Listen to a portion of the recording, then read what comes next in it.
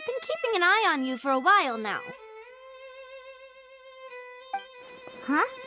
You mean us? That's right. If I'm not mistaken, you're also among those who wish to cut down the thorns and pursue the truth. No? And by the looks of it, you're not from Fontaine. Well, you're right on the more about that one, but who are you?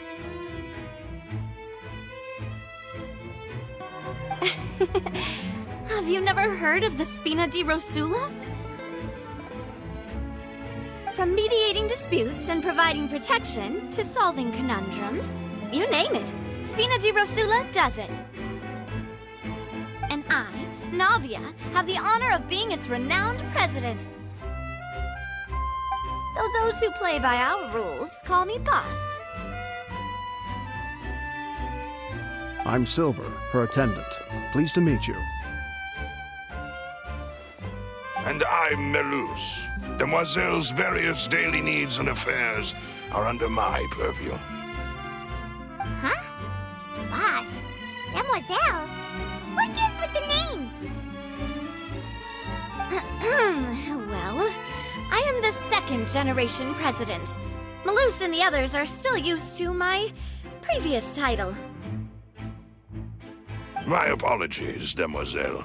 Should you prefer, boss, I will endeavor to use that instead. No need. You don't have to call me boss. Just Navia is fine. Okay, if you say so. Not that we're members of Spina di Rosula anyway. All merely trifling details. Never mind. Now, back to the situation at hand. That's right. I've always kept an eye on the serial disappearance cases. My interest stems from a matter back from my father's time. Judging from the look of things, I find Linny an unlikely mastermind. Really? We think so too! That's why we're looking for clues now! But how did you come to that conclusion? Intuition, naturally. My unparalleled intuition. Farina sure was quick to point the finger at Linny without any decisive evidence whatsoever, wasn't she? But that's not uncommon for her. If you remember, the Justice had to interrupt her and ask if she was pressing charges just to keep her from getting carried away. Anyway, a trial begins the moment someone levels charges. And, of course, there was no way Farina was going to back down in that situation. Sounds more like you just don't trust the Hydro Archon. Well, what's your opinion? I must admit that she can be interesting at times, but liking her doesn't mean that I'll blindly agree with her. All right, I've answered your question. Now, it's time you answer mine. Wait a minute, did that answer count? Well, I say it does. But don't worry, you won't hear any pointless questions from me. In your opinion, do you think it's right to treat a trial like it's an opera? Well? And why would that be?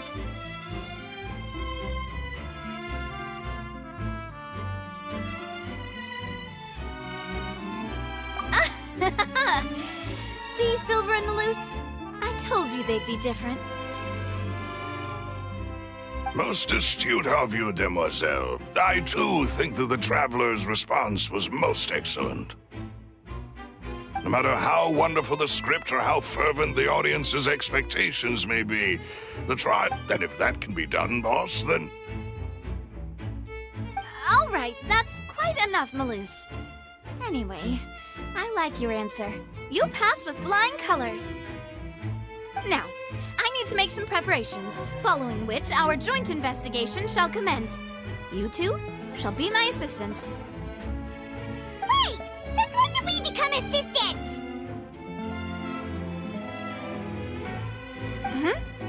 Oh, well, I can be the assistant. Sure. Or your companion, if you like. I'm really not that fussy. That's more like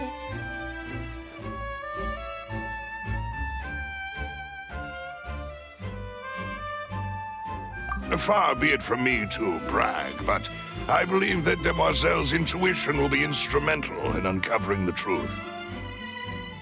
You wish to save a friend from false accusations, and we wish to unravel the disappearances. In this sense, our goals are aligned. You have a point. You're quite the talker, aren't you, mister? And what about you over there? What do you think? You seem like you've got something on your mind. I have nothing to add. Oh, alrighty then. We'll be making some preparations first. Just be sure to let us know if they start revealing Lenny's tricks. Thanks!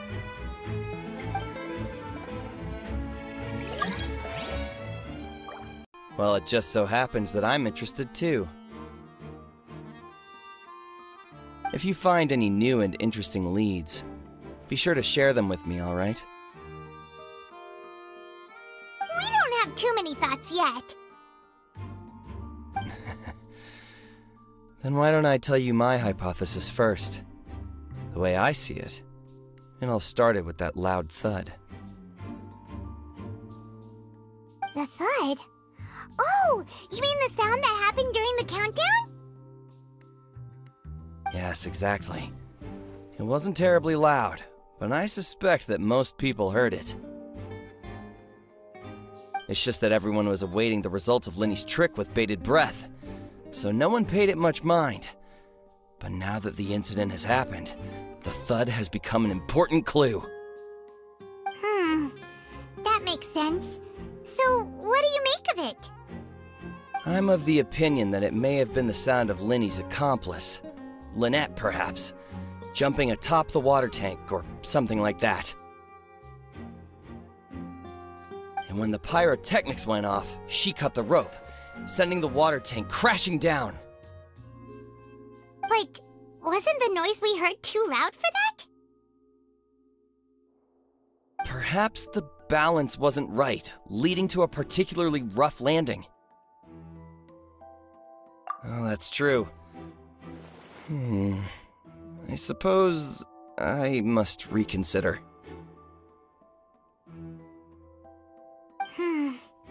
That does remind Paimon, though. What was with that sound?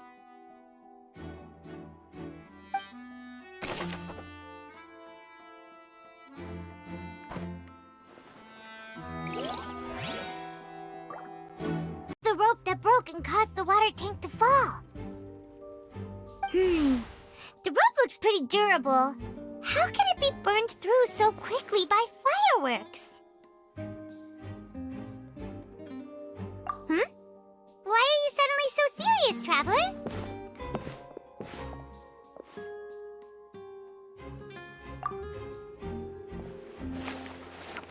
Whoa! Look! This bit is made from different material! Most of it was burned away, but there's still a little bit of it left.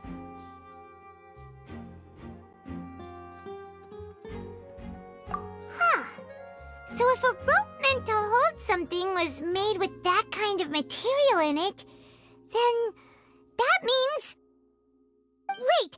Paimon should write all this down! Let's take notes!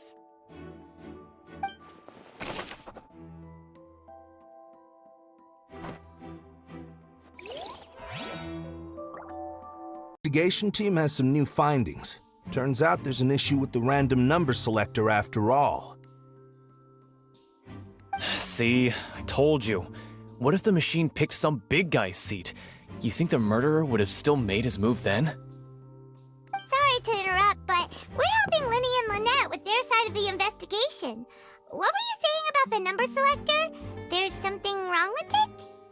You're trying to help them? That'll be a tall order. Lenny used the machine to pick a random member of the audience during his performance, right? The lucky girl that later disappeared. Well, We thought there might be a serious problem with the machine, so we had it taken away for further inspection. It turns out that the seat number it picked wasn't random at all. The machine picks that same number every time. I'm sure you already know that you have to make a reservation in advance to get a seat, regardless of whether it's a trial or some performance. In other words, Linny knew who would be sitting where from the very beginning. That much checks out. Linny reserved our seats for us, too. Bet you see why I was saying it'd be tough to make a case for Linny. Even though it's bad for Linny's case, Paimon had better write it down.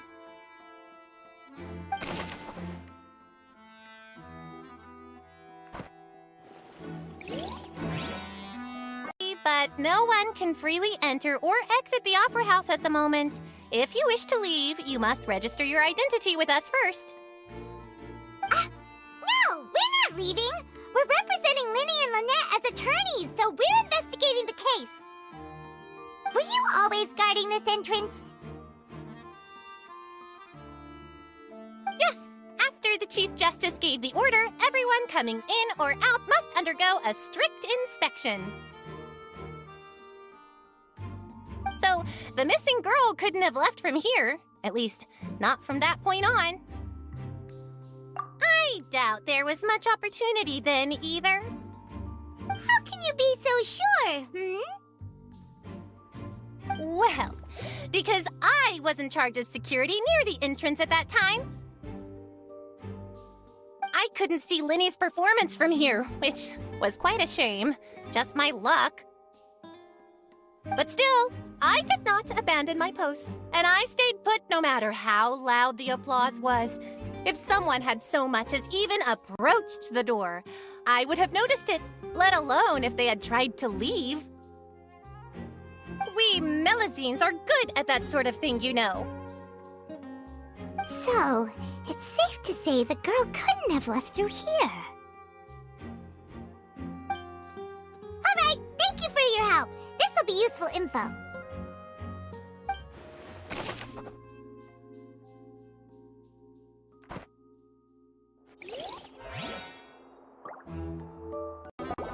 Hello there. What are you investigating? Oh, this location has also been cordoned off because the Magic Troupe members are currently considered prime suspects. The investigation team is still collecting evidence. The seats were all booked in advance, so we were able to deduce the missing woman's identity by checking the guest list. Sure, it's not like this is confidential information. We will publish it later anyway when we petition the public to help us find the missing person. Her name is Halsey. She's a painter from Fontaine who's made a bit of a name for herself. Apparently, she wasn't a regular at the Opera House, but she'd been feeling some pressure with her work lately, which made her decide to come see the magic show. The Magic Troupe members all claim not to know her. We have looked into her social connections. It seems that she has no personal grievances or conflicts of interest with the suspects. Simply put, she wasn't related to the Magic Troupe at all, which matches the features of the previous serial disappearances. Were the victims of previous cases also chosen at random? That's how it seems to us, in any case. Apart from the fact that they were all young women of around the same age range, there really weren't any other... Okay then. No need to be so formal. If you do happen to see the missing girl, please be sure to contact us. It is of utmost importance that we get to the bottom of these disappearances.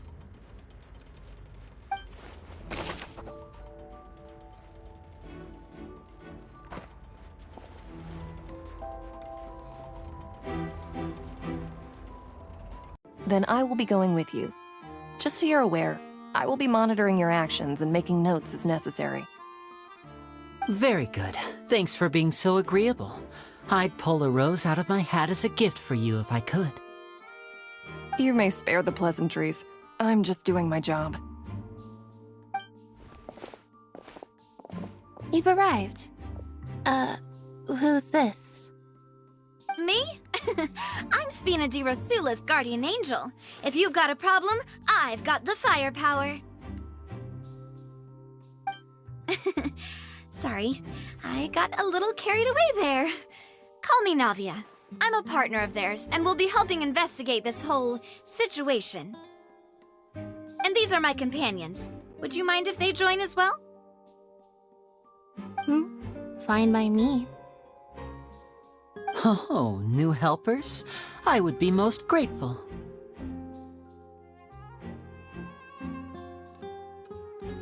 Well, let's just say we're tagging along. It's not every day you get to see the secrets behind magic performed on such a large scale. I appreciate your kind interest. Come with me. We'll be heading below stage. Huh? Below stage? Yes, a world of secrets is hidden beneath this magic box, prepared specifically for this switcheroo trick. But before I reveal everything, you should have a look first. Notice anything strange here?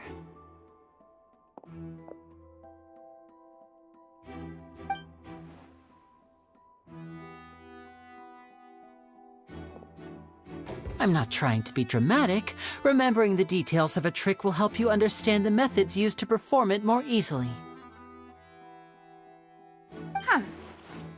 Weren't there balloons and other decorations here? Where did all that go?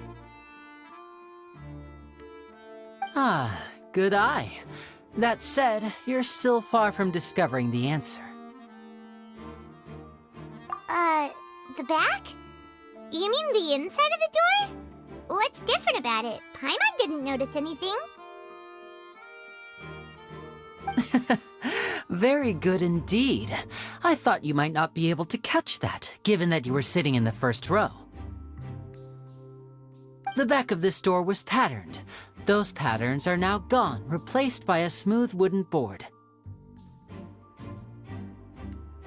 So, if you put 2 and 2 together, what do you get?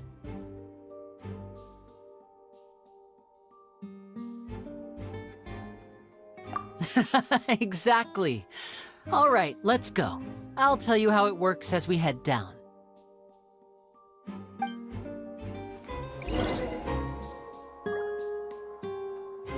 Oh, so there was a passageway under the magic box! I knew you'd figure out most of it as soon as you saw this place. The 2 magic boxes are positioned right above the 2 entrances of the tunnel. See this flatbed trolley?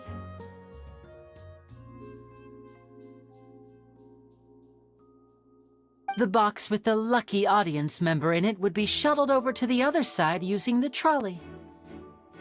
This trolley can raise and lower and even rotate, ensuring that the box will face in the right direction. I see. So that's the purpose of the box inside another box. Precisely. The inner box would descend after the audience member was put inside and be moved along the trolley, all while the outer box would remain on stage as if nothing had ever changed. So that's how you did it! Once the box was lowered, the trolley would store some energy through this device here, with which it would complete the rest of the steps. The audience member would only be able to feel some slight movements in the dark, and by the time she walked out... Right! You were talking that whole time, and you even came out for a moment near the end! Ah, yes. A phonograph operated by Lynette was used to achieve that effect. My assistant and I had already scripted our conversation beforehand. When the countdown began, I had already gone to the opposite box via a tunnel using that ladder. And what about Lynette? Where was she? I was in the mezzanine space in the back of the box. Oh, interesting! That's how we were able to coordinate Linny's lines with the assistant. And, by the way, I was the one who walked out of the box at the end. I mean, we are twins. All it takes is a change of clothes and no one can tell who's who. And that's my favorite part of this trick. Only Lynette and I can perform it. So that's how it all worked! Wow! Every detail you revealed was more amazing than the last! Lynette would briefly walk out of the box and then go back in, jumping into the tunnel and escaping before the box on the trolley could finish ascending. And then I walk out of the other box in the audience area, and the trick would be complete. The operative word here being would. But as you saw, Cal was in the box, not our audience member. She, on the other hand, mysteriously vanished. We really don't know how that happened. If not for that interlude, this would have been an astonishing trick. I probably never would have figured out how you pulled it off. And yet, to think that someone was able to use this magic trick to commit a crime. Could we have a look around? I think we can come up with some more leads. This is the scene of the crime, so Linny and Lynette are not permitted to stay here. I'll escort them back up. Yes, of course. No need to be so strict now. I won't disappear into thin air, you know. Thanks, everyone. We're counting on you.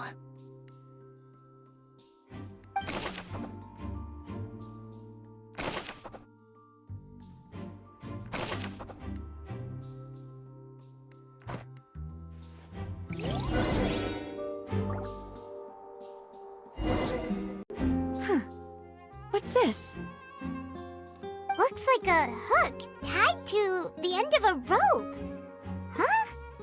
There's all kinds of odds and ends here. Perhaps it was a prop for a different trick. But why would it have been left here? Whatever it is, let's make a note of it first.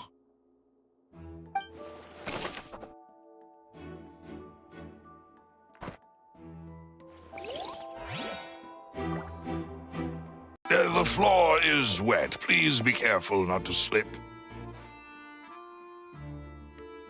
Speaking of which, why would there be water here? Oh, Paimon knows!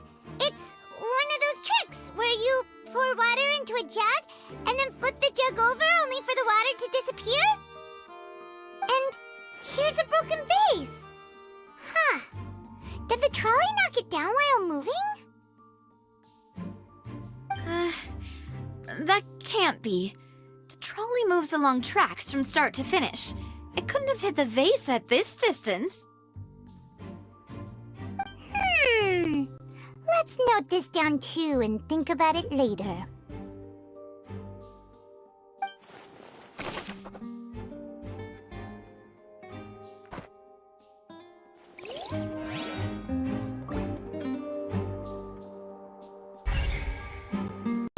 Oh, these are the clothes that the lady chosen from the audience was wearing, right? Her clothes are here, but she's nowhere to be found. Right! And do you really need to do that if you're kidnapping them? Ugh, this is so confusing. Paimon doesn't want to be a detective anymore.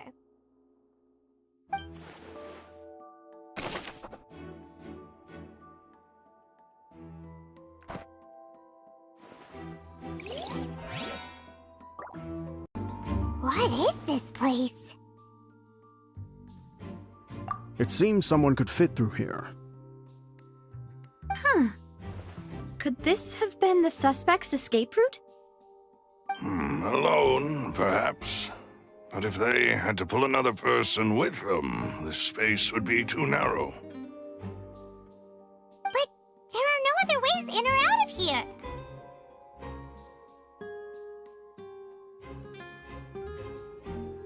Oh, you're right! Let Paimon write that down.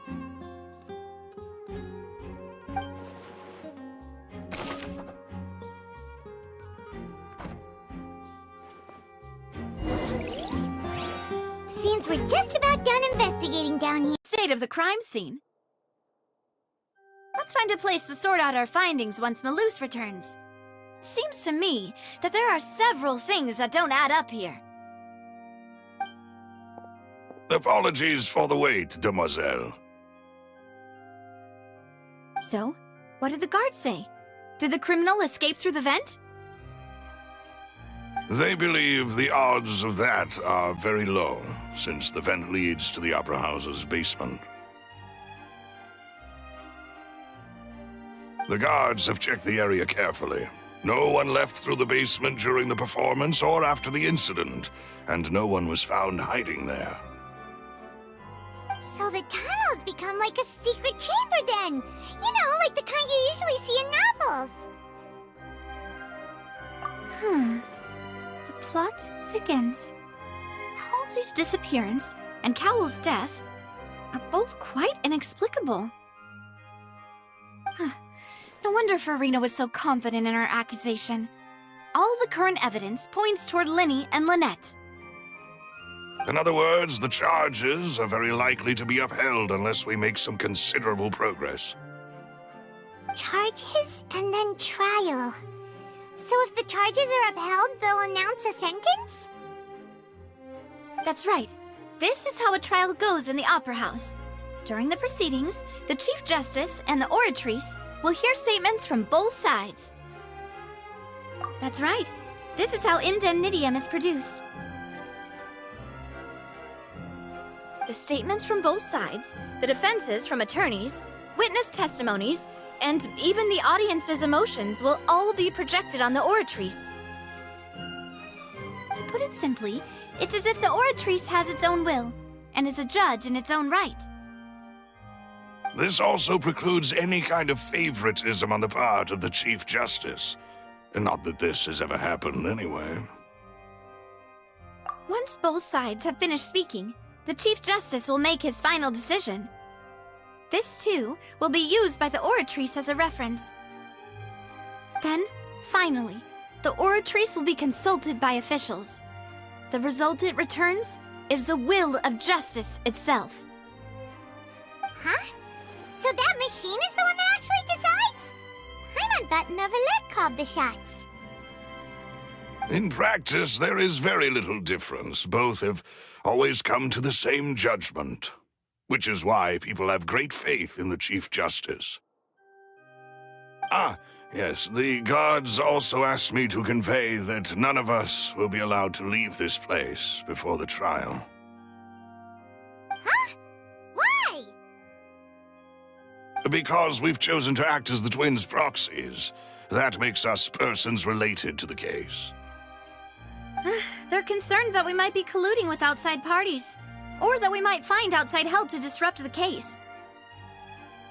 And even if that were not so, it could prove problematic if we happen to spread key information about the case ahead of time.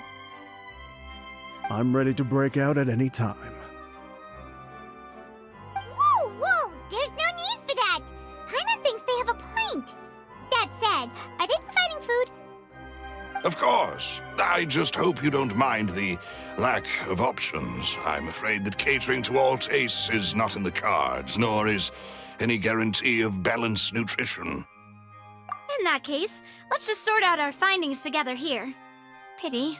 I was hoping to take you to try some of Fontaine's famous desserts, too. I mean, what better way to properly think through our findings than over some tea and sweets? Huh. Breaking out suddenly doesn't seem like such a bad idea after all. Just kidding! Paimon will still do her best, even if there are no snacks. What do you mean, no snacks? Of course we'll have snacks. If we cannot buy some, then we'll simply make some. Huh? Here? But how? Understood, demoiselle. Everyone, please come with me.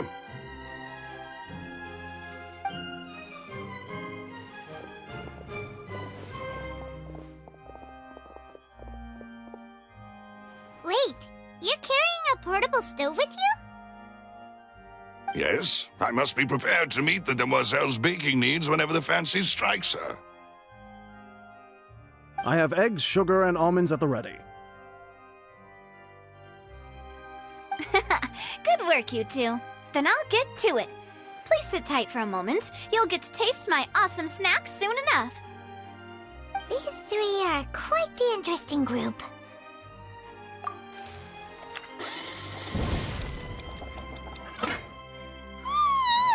And Paimon thought it smelled good while it was still in the oven!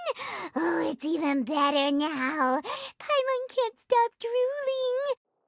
From the way you had these two guys carrying all that stuff around, Paimon thought you'd have them do more during the baking process.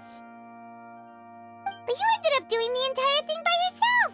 Beating the egg whites, grinding almonds, everything! I was applauding. And I was giving encouraging smiles. Paimon was just thinking, aren't you worried about getting your fancy dress dirty beating egg whites and baking like this? Well, I don't think it's carved in stone anywhere that fancy ladies can only read books, sip tea, ride horses, and play the piano. I just really enjoy making snacks. Don't underestimate beating egg whites, by the way. It's a real arm workout. You also need to beat them to just the right consistency, or your macarons will crack. Anyway, give these a try, fresh out of the oven. There's 3 for each of us. Only 3? Well, eating too many sweet treats might send all that sugar to your head. You wouldn't be able to think clearly about the case on a sugar rush, would you? Tea is ready to be served as well.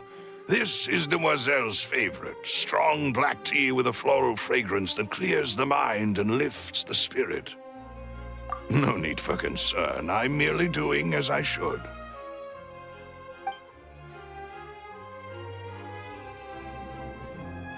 All right then, down to business. As Paimon mentioned previously, the tunnel seems to be something of a secret chamber. However, we can assume that Linny and Lynette were not alone within it. Some criminal also occupied its sealed confines. The magician twins could have committed the crimes, of course, but they lack any logical motive. Exactly! Why would they do such a thing right when everyone was watching? The flower vase and the thud we heard during the performance could indicate some altercation between Halsey and the criminal in the tunnel, resulting in the shattering of the vase, the discarding of her clothes, and her abduction. Perhaps the criminal thought that since she was chosen from the crowd, she would be too easy to identify if she was still wearing the same clothes. Paimon thinks that makes sense, but the real trouble is... True. None of the clues we found thus far support the existence of this third person. But the only people left to consider are both technically victims, whether it's the missing girl, Halsey, or poor Cowl. Huh. Could Halsey have secretly made modifications to the magic props in order to murder Cowl before making her escape? That's right. And even if she had tampered with the setup, she would need to understand the entire trick to pull it off. Nor does she have any motive. The guard said that she has never had any dealings with the Magic Troop's members. Were we not thorough enough in our search? From the sound of things, this is turning into an impossible case. Your macarons are amazing though, Navia. They smell great! They're nice and crisp and super sweet! They are my specialty after all. And I see you've already had 5 of them. What? 5? Oh, that can't be right. Paimon only counted 3, honest! Please don't worry about it. At my age, a few less sweets might actually be a good thing. No. Being greedy is one thing, but Paimon knows how to count. Besides, Paimon knows that if she ate too many, then others wouldn't have enough. Wait, even you don't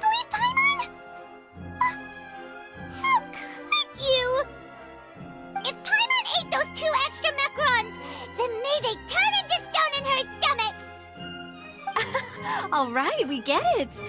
Well, I suppose one of us might have gotten too engrossed in our chat and eaten them by mistake. No big deal. Maloose, set up the stove again if you would.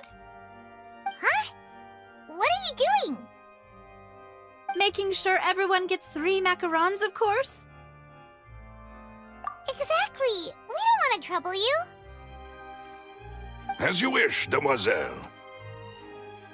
And I have the egg, sugar, and almonds. Well, this really is your hobby, huh?